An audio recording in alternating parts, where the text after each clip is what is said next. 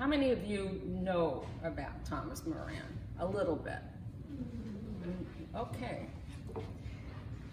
I have fallen in love with this man. So my quest is to get into his head, what brought him here, and who he was, more than his art today. You could go to YouTube. There are several clips that you can see his paintings, one right after the other. I will go into his art, but I'd like to go into the man and why he came here eventually.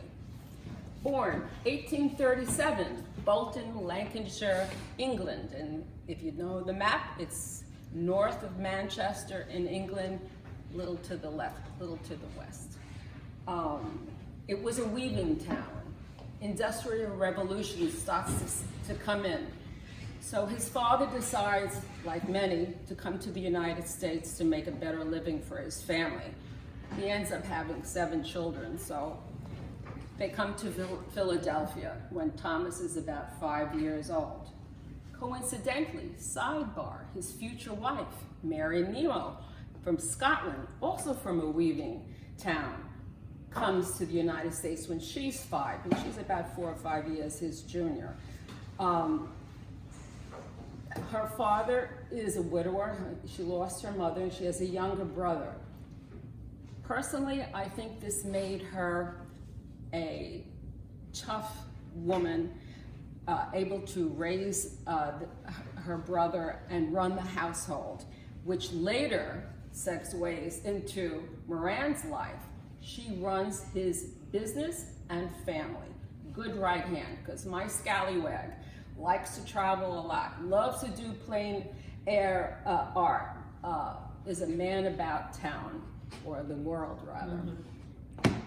Okay, so he comes to Philadelphia, she comes to Philadelphia also, but today's lecture is not about Mary. And his father puts him into the etching business. And if you go into the other room, you can see the clip. It's just about 2-3 minutes, and how etching is done. It's very popular. I don't think Thomas loves etching, but he goes as a teenager and he's learning to etch. So his skill is developing in art, and his older brother, Edward, encourages his brother to continue enhancing his art, to go out and do his thing and start painting away. He does. He goes to the Hudson River Valley. He starts to paint, sketch, and draw. And if anyone has been to the Hudson Valley, where the Hudson River painters began with Thomas Cole, Moran goes, starts painting, improves his craft. He makes money. He's always a businessman in the background. He's a smart artist. He goes to England, 1861. He falls in love with J.W. Turner, and I'm not sure if you all know about him, but I love Turner. And he sits in the galleries and starts to copy Turner's style.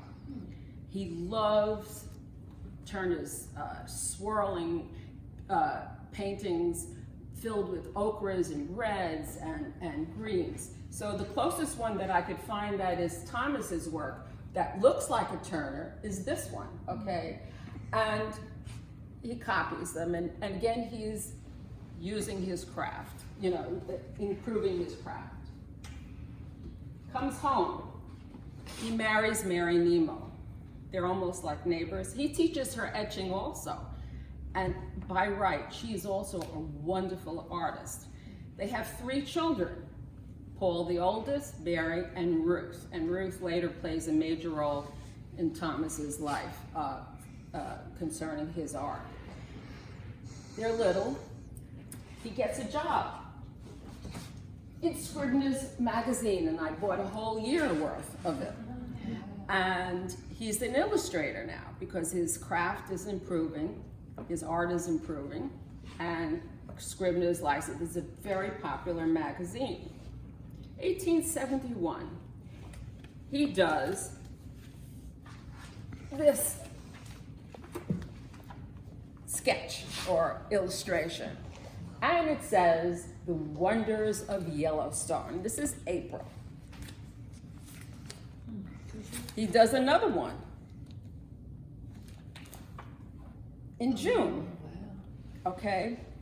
Now, Thomas is adventuresome. He loves nature.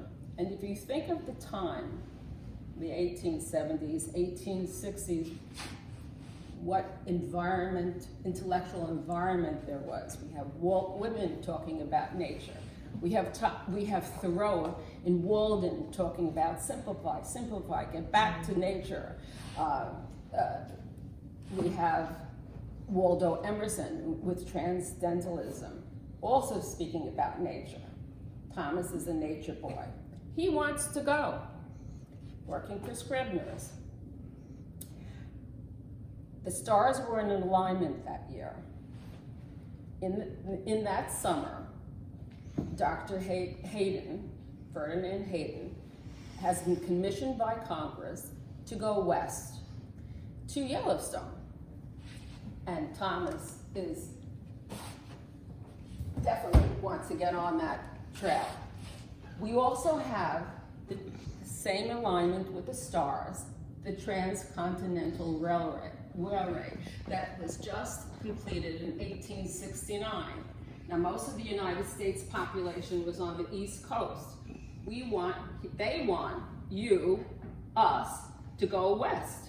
How do we get them, the Americans, to start to travel this long route to go west? So, this expedition by Congress, I counted 50 in the photograph, 30 men going west to explore what is going on in Yellowstone. A geological expedition. Okay, my scallywag gets to go. And this is ready to go in July, mid-July. And he's done these articles in the spring. So my rascal doesn't even know how to horseback ride. It's a 4-day trip on horseback from the railroad to Yellowstone. He's got to learn fast. He doesn't even know how to survive in the wilderness. He's a city boy. But when he does go, and he writes a daily diary, he's amazed at the fishing, the deer. He's falling in love with Yellowstone. He pairs with a photographer called Jackson, who they really forge a wonderful friendship over time. They go to about 30 sites out west. Okay, and he starts to paint. Not there. He's sketching, and in his sidebars, I found that he is putting little notations of color. The color is embedded in his brain at this point. He is totally in love with, the West. Expedition. I love his pictures. Well, then he comes back, 1872. He does us a favor. Okay, he does this picture. And this picture in 1872, which now stands in the Smithsonian, is 5 feet by 7 feet large. And this is a human being in front of it. Okay, I have not personally seen it at the Smithsonian, but it's on my wish list. What this picture does for us, the Americans, to get them to go west, let's see, is to put you in awe. It's the art and sublime, is to knock your socks off, is to show you the grandeur of this picture. He puts a little condor up here, which is about 10 feet wingspan. He wants you to go, wow, that this is an enormous property, we must go visit it. And we did. So the other thing that he does, and then Congress sees it and they decide they're gonna buy it. They bought it for $10,000. And what does that mean in today's money? $235,000. This painting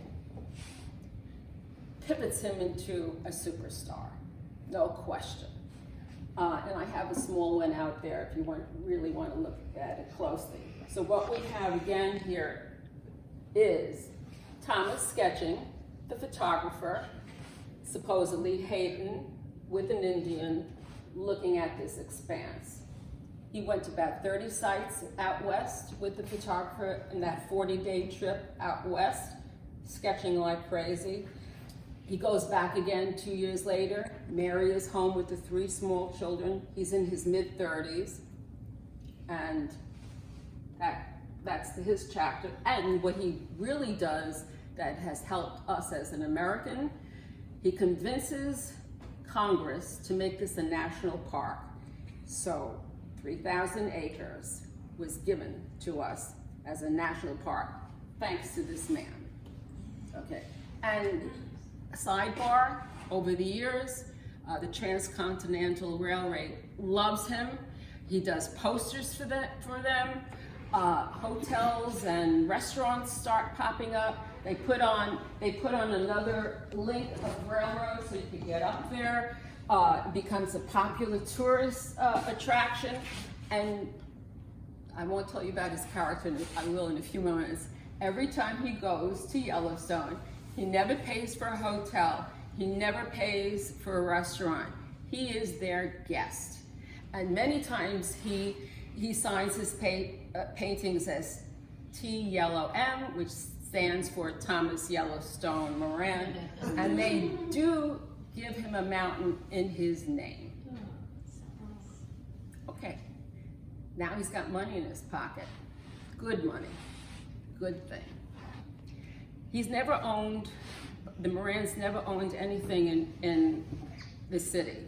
He goes from Philadelphia, New Jersey, New York City. They rent all the time. So what brings him to our little village? So let's go back a little bit.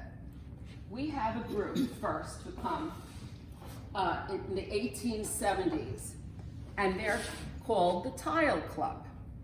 Now this is a very happy-go-lucky, party central group of 30 artists. Stanford White is in there, Winslow Homer. They have nicknames. They're called the Owl. They're called Polyphemus.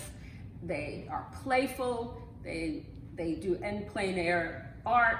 They bop around New York. They're always traveling in groups of about 12. They come here. We have a railroad now in the 1860s. It stops in Bridgehampton. So a little article which I'd like to share because they're so playful. They make tiles, by the way, in their 15th Street studio to support their jaunts and partying, and one person generally hosts the party. Okay, so they come to Bridgehampton, they're having dinner, the Owl disappears. This is written now in Scribner's, comes back, and they want to visit Thomas Paine across the street, who did the Home Sweet Home song. And he comes back with a bonnet and streamers running down. So they're all hilarious. And the other 11 hit the milliner's shop. They all buy bonnets and they come to East Hampton, probably slightly inebriated, but having a good time. Thomas Moran is part of this group. I don't think he came often with them because don't forget, he's got the children, etc. But he too falls in love with East Hampton. There are no artists here yet. This is a contained village. We have Mulford Farm, which our society protects. We have the Domini factory that's going to be opening soon at North Main Street that did furniture. It's a small contained farming town as well as fishing. Thomas falls in love with this area. 1882, or what? Yes, 1882, he buys this land. How much? $1,500. I wish I had bought it for $1,500. And designs this house. This is the first time now that he's owning real estate. This is a Queen Anne style house. Very popular for about 10 years, this style, which is an asymmetrical house. Turrets, porches, columns. He designs it. But let's go back to his character now. Well, he's a recycler, but I think he is cheap. And another better nice word is frugal, yes. He's frugal. He lives near Broadway in Manhattan. And New York is going under a great deal of change. They destroy buildings, they put up buildings. They're destroying a candy store. That window, that door came from a candy store on Broadway. He buys it. The fireplaces, when you go and were being destroyed in an apartment building. He gets it. I mean, he's not paying for anything, they're throwing everything out. And in fact, this door, which is there, okay, they figured it out when this house is falling apart during Hurricane Sandy. The former owners had used it for the turret. They said, oh no, this fits the fireplace perfectly. That's what Moran did. He liked this window. He took it. He liked the staircase, all the balustrades. He took it. Those two columns that hold up the mezzanine, if you look behind it, they're flat. It's not a whole pedestal. It was for an outside doorway. He took it. He patched this house, 1, 2, 3. He loved and just put it together. Now, surprise. This is Northern Light. Guess what? Artists love Northern Light. The paint changes the whole room. So he found this window, put it in. Later on, he found that window, put it in. Kept on adding, subtracting, changing. I have a pedestal on one of the little outhouses there. He decided he wanted a bigger porch, put the pedestal on one of the outhouses, enlarged the porch. This house, if walls could talk, was a fun, fun house. His children are now teenagers, Paul, Mary, and Ruth. And he doesn't put it in the kitchen for a couple of years. So Mary Nemo gets a break, actually. So the Hedges Inn now is completed in 1885. They can go eat there. They eat at the other end, the Maidstone Inn. There are other little boarding houses. They eat there. But this house is party central. Okay, they come in May, they leave in October. They have lots of fun here, and it's documented. The East Hampton Star is born in 1885. The Morans are always being showcased there. They have costume parties. His daughter was Anne Boleyn. I looked it up. He came as a monk. Mary his wife wore a white 1700 dress. Ruth had a Shakespearean reading. They could get as many as 80 people in this room. There was only 2 places in East Hampton where we can have such an assembly. And that house, that little greenhouse out there, okay, was their bathhouse actually. And in the spring, it was rolled down to Main Beach where they can change into their bathing costumes. They bathe. He goes to Venice. Mary and Thomas, they fall in love with a gondola. He has it disassembled, brought here, one of the outhouses again, and don't forget all this is recycled wood. And if I open even the bathhouse, if I open it up, because we've encased it, original wood is there with the pegs. He brings the gondola, puts it in Hook Pond. Now they can go boating. He is fun. My other trail with him is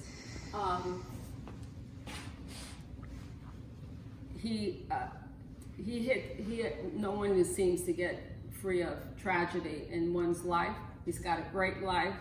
They travel a lot. He goes to Mexico, Cuba, Florida, French Alps, Venice, seeking landscapes to paint. But Teddy Roosevelt comes here to Montauk with his army after the Spanish-American War, and they are quarantined, and they are suffering from malaria and typhoid. Ruth, the youngest daughter, don't forget she's a teenager, goes and nurses them. She gets typhoid. Mary nurses her daughter. She gets typhoid. Ruth lives, Mary dies. And through my connections, you know, right before she died, I found it interesting just recently. He was president of the Salmagundi Club on Fifth Avenue for 3 years, and the year that Mary dies, he's not president. So I think he was devastated. Sidebar about Mary, which I'm sorry I did not talk enough about. She loved it here. She loved her garden. Her son, that picture is her garden, painted by her son Paul. The other is her painting. She has received awards for her etching, which are beautiful etches, which we have in the other room. They're bucolic, they're beautiful. I find that Moran's is a little more craggy, a little more rustic, and she's just softer. But she does love her garden. Okay, we are trying to duplicate her garden, a Victorian garden. Dr. Osborne, who lived next door at the time, allowed a duplication of that garden. So we have the path and nothing but lusciousness on both sides. So now we have one side, which is fine. What else can I tell you? The more interesting thing about him, which I found amusing, loving nature so much and loving this property. They were going to move the Sea Breeze in from Main Street to Amagansett, which still exists, right? So they're going to move it. Well, he plants himself on the front lawn over there with the gun on his lap, sitting on a chair, and he says to them, "If you destroy one of my white poplar branches, I'm going to shoot you." So, all in all, I think he was quite a character. He lived a long time, into his 80s. He ended up moving to Santa Barbara with his daughter Ruth, who after Mary dies, takes over the family business. He's prolific. He leaves us with 1,500 oils, about 700 watercolors, the illustration and the etchings. I think there's no number on them, and the posters that he did for the Transcontinental Railroad. He was prolific. When he was out west, he would paint 13 hours a day, you know, hardworking, despite his being frugal. I think he had a sense of humor and a love of this country and his family. Questions? Yes? Can you tell us a little bit about how you collected all of the things of Moran between 2006, when you first got interested in this, and now? My interest or the Historical Society's interest? Historical Society. We have a new director right now, Stephen Long. Most of these things that are here are not Moran's. That's a Moran, and that's his family. His family has tremendous artistic capabilities. We're about to get a painting donated Thanksgiving weekend here. It's called Ulysses Derides Polyphemus, which is the Cyclops, that Moran did, and that's going to be another thing. But most the paintbrushes are his. We managed to get that. We're working on to try to get stuff. A lot of his furniture and personal belongings were dispersed. Ruth sold the house after he died and wrapped it up and sold it to the Lambs, who were the next owners. And then the Lambs left. The house got dilapidated, given to Guildhall, and then we got it. So, and it was almost totally destroyed. Hurricane Sandy did quite a number on this house. I think the ceiling was ready to fall down. So this has been an act of love to put this together. So I will say that Moran's paintings encompass this wall. You stood on that mezzanine, you gazed upon it. That little room on the right, he used to dry his oils there while they partied. They always partied here. It was wonderful. Upstairs are the bedrooms. I welcome you to see them.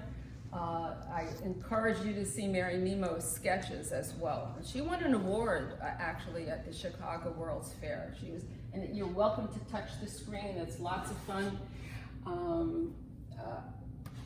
You know. Did he remarry? No. No. I really think they had a great marriage. She allowed him to go all over the place. Yeah. He went to the French Alps. He said doesn't compare out west, and he was disappointed with the French Alps. You know, I think they went to Florida together. I'm not sure if she went to Cuba and Mexico with him. These little details are very hard to tease out. She was rearing his children.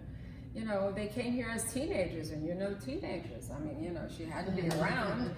And the middle daughter got married across the street at St. Luke's Church, actually. And they loved it here until she passed, unfortunately.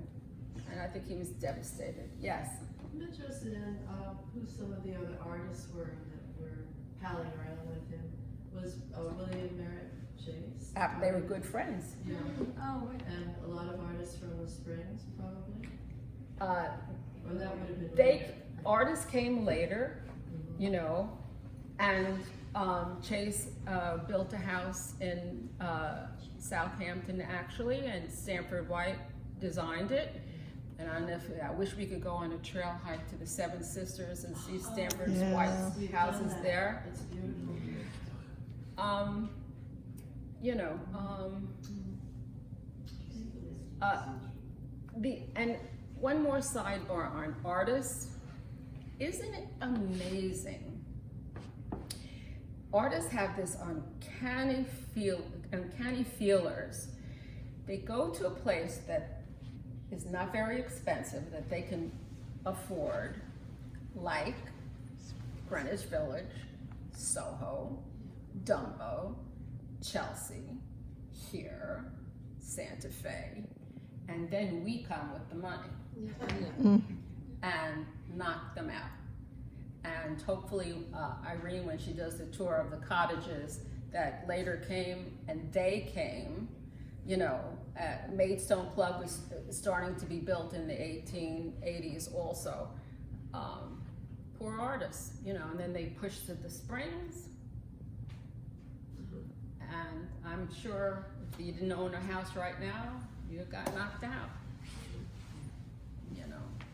And I don't know where they're going next, but that's where we should buy real estate.